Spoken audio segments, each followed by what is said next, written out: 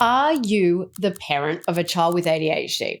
Are you tired of the traditional ways of managing symptoms and looking for a more natural solution that actually works? If so, stick around because you are not going to want to miss this video.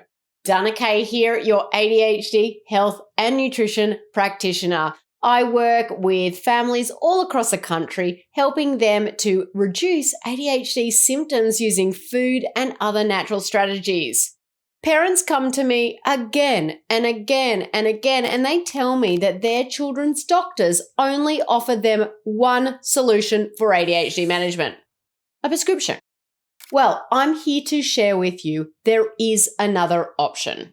I'm not against medication in all situations, but if you're trying to avoid it or have had a bad experience with side effects or constantly changing the dosages, then stick around because this video will be very, very helpful for you.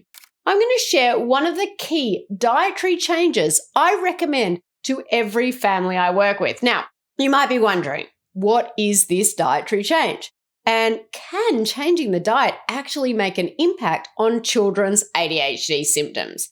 Well, what we eat actually plays a huge role in how we feel, how we behave, and even how we focus. Gluten and dairy products in particular can have a huge impact and exacerbate ADHD symptoms. In the next couple of minutes, I am going to explain exactly why. If you're new here and haven't yet subscribed, go ahead and hit that subscribe button right now. So let's get started. As you may or may not already know, ADHD or attention deficit hyperactivity disorder affects people's focus, behavior, and impulse control. It can make everyday tasks like sitting in a classroom or playing with siblings really challenging. It impacts learning, social interactions, emotional regulations, and even family life. And it doesn't just affect the child who has been diagnosed with ADHD. It affects everyone in the family. Parents have told me that having a child with ADHD makes them feel like they're constantly walking on eggshells, just waiting for the next meltdown to occur. Everyday tasks can turn into battles, and many parents feel like their entire life is turned upside down. Now, here's where diet comes into play.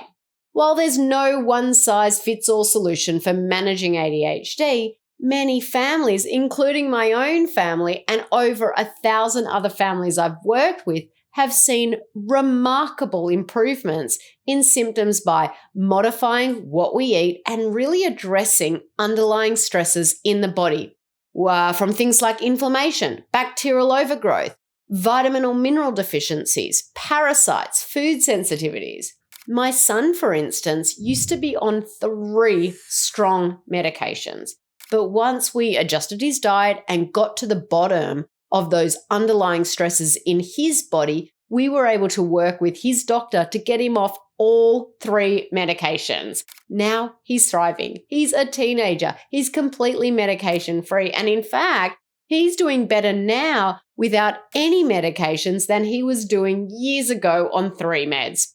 I'm also thinking of a mum named Angelica that we worked with. Angelica went from getting multiple calls a day from her child's school about her son's behavior to getting only positive reports from the teacher. That's what we all want.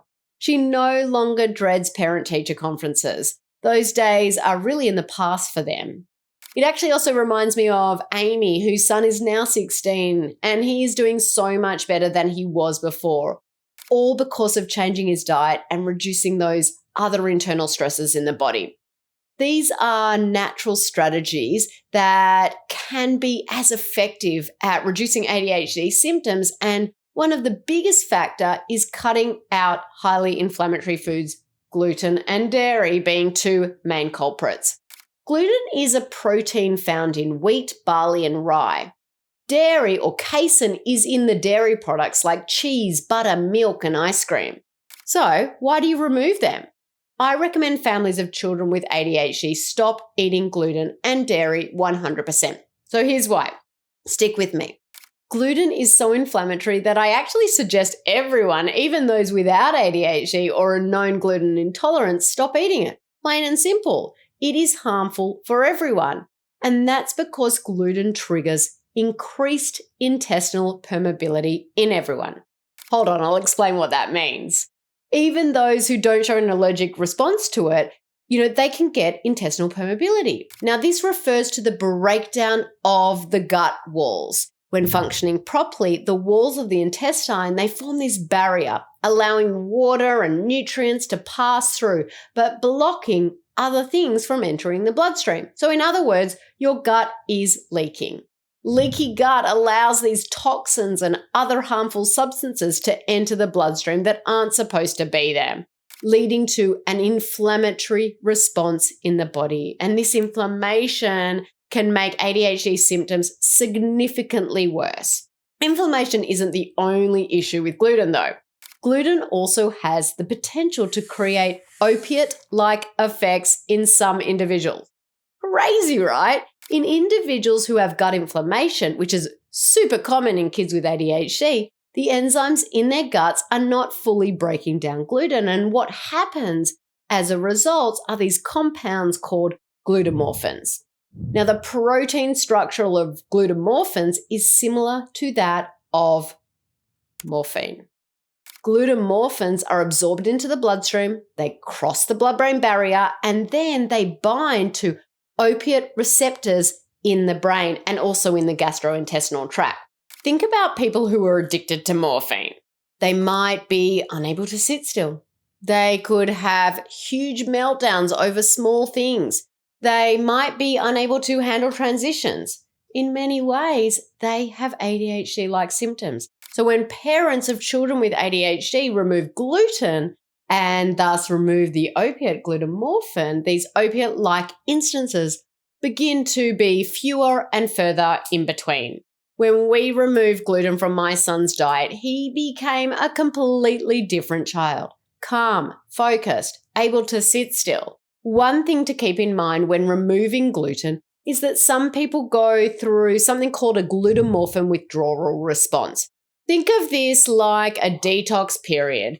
During this period, their ADHD symptoms might actually get worse for a time before they get better. That's because their bodies are flushing out the gluten. Now, another thing to keep in mind is that it can take 3 to even 6 months for gluten to stop reacting in the body. Don't give up if you don't see results immediately. Sometimes it can take a few months before the body fully reduces the inflammation that is caused by that gluten. So let's move on to dairy. I suggest families cut out dairy for the same reasons as they cut out gluten. Dairy products like gluten are inflammatory, but also create opiate-like responses in the brain. The opiate-like protein in dairy is called casein-free. So starting a gluten and dairy-free diet can seem daunting at first, and that's why I always tell the families that I work with, Rome wasn't built in a day.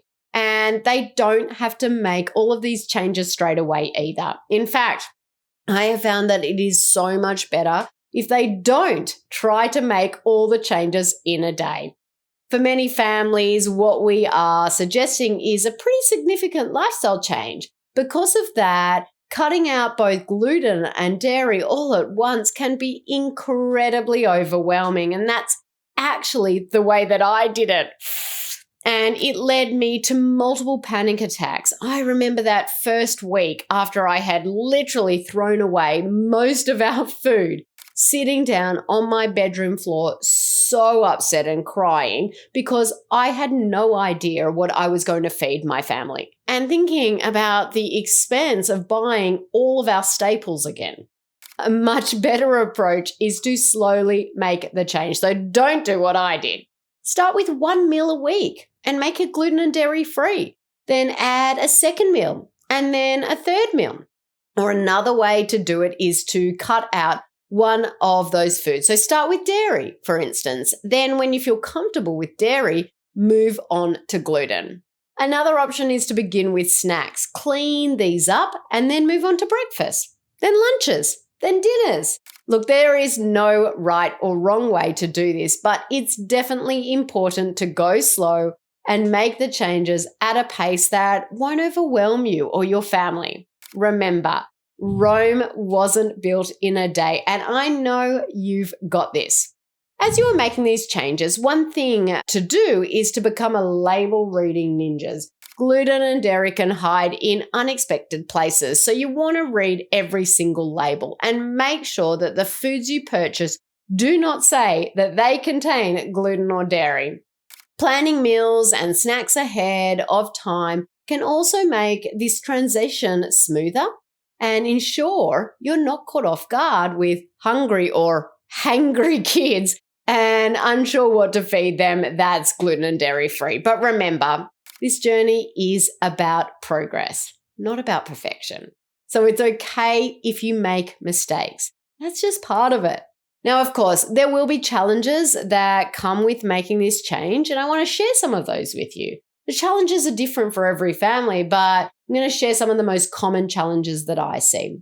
A common obstacle many families face when trying to cut out gluten and dairy is what to do with a picky eater. I have loads of videos about picky eating on my YouTube channel, so make sure and check out the video description for some links to those videos. Cutting out gluten and dairy can also be expensive. Someday, I would love for this to change. I would love to see healthy food be the same price or even cheaper than that processed CRAP food. But that's another tangent for another day. There are definitely things we can do to help make healthy eating more affordable. One thing that's really helped me, well, this actually isn't a way to save money, but kind of more of a mindset shift, is to remember that even though these cheaper, bad food choices may seem like they're easier and better for the budget today, actually cost us more in the long run in the form of tantrums, meltdowns, hyperactivity, upset tummies.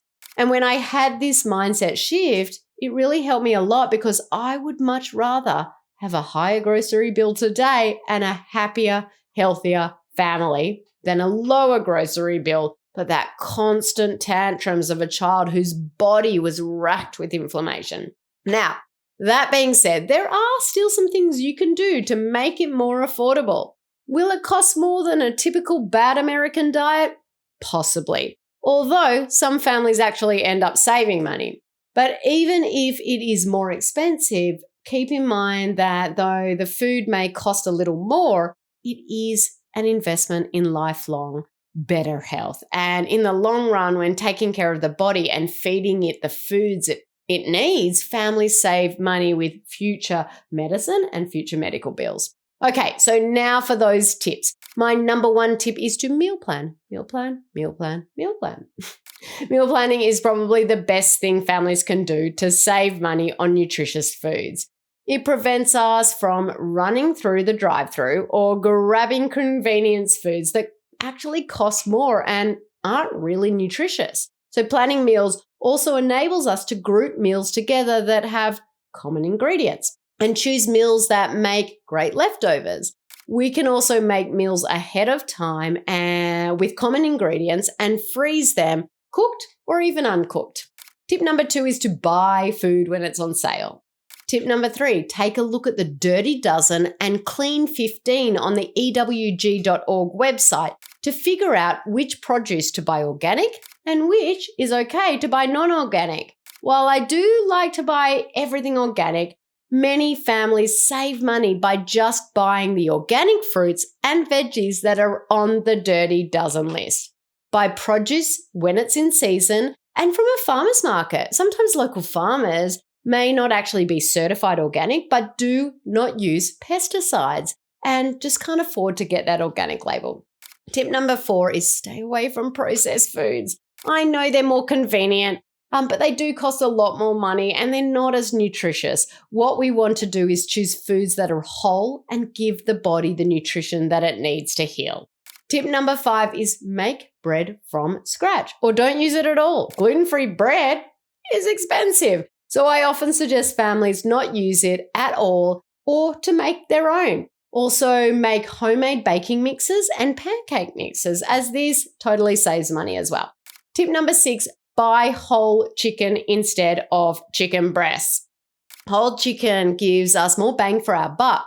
Plus, then the carcass or bones can actually be used for bone broth and for also soups in the future.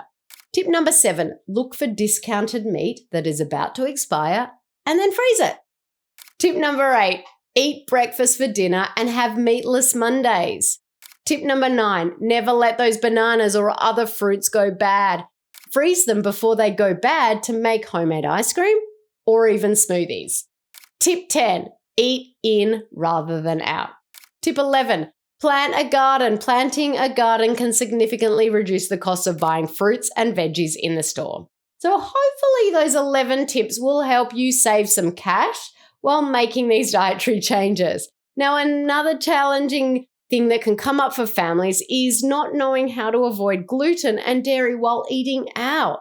The best thing to do is to check the restaurant's website beforehand or call ahead and find out what options are available that are gluten and dairy-free.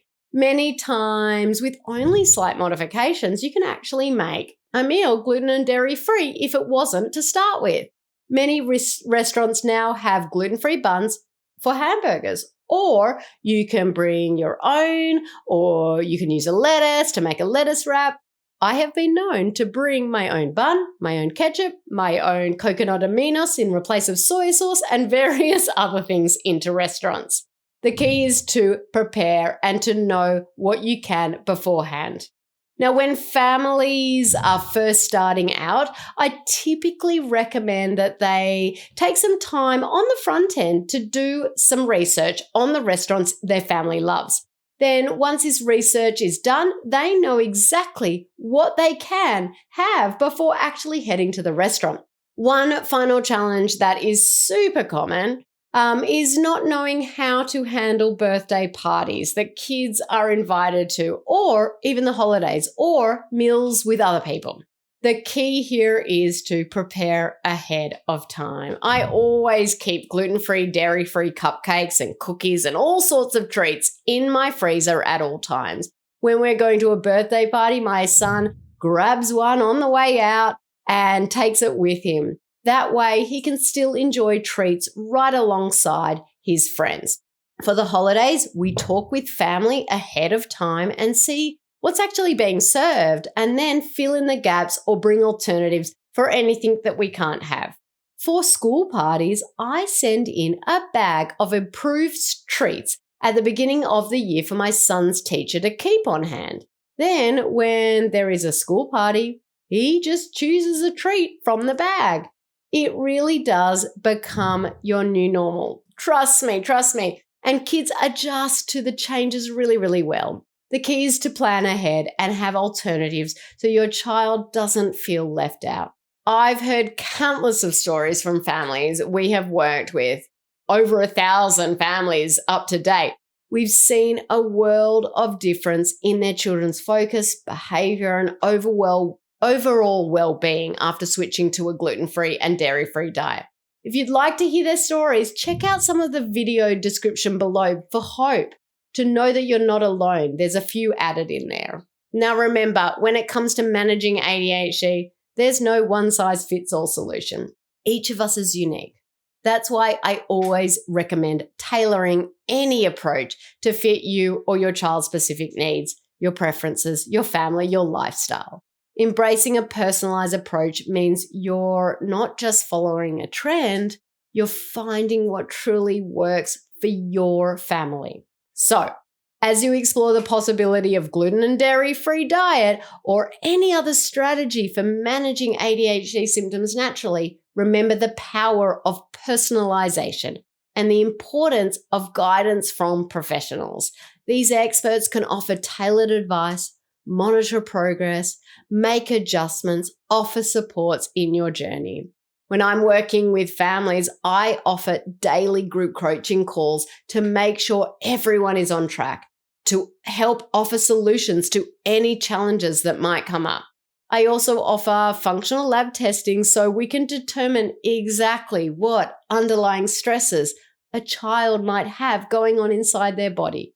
These personalized approaches help us get the best results for families. Now, as we finish up this video today, I'd love to hear from you guys in the comments below. What questions do you have about dietary changes for ADHD?